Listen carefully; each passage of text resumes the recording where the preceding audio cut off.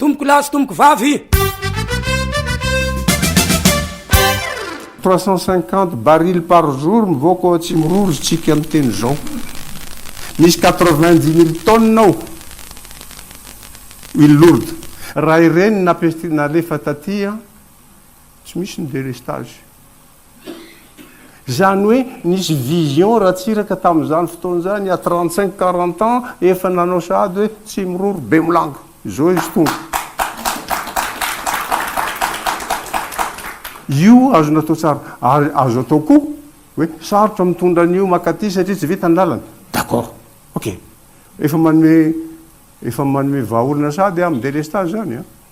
ataovy ao Tsimororo centrale langeza be mandeha amin'io dia ataovy ny interconnexion makaty Majunga makaty Tananarivo makaty Toamasina miena ny délestage arabasoa arabasara raha manan'izay tetika asy zay izy mitovy zany nitadinokaka tsy mampanininy zany fa hoy za hoe raha ny tena marina JIRAMA société nationale patrimoine national tokony tsy amidy amin'ny vahiny tokony tsy omena vahiny azo atao mifandrara aminy miara manao an'io zavatra io dia hoe tia ny anjaranao tia ny anjaranay zao ny fe-potoana dia sasahana ohatra ny bénéfice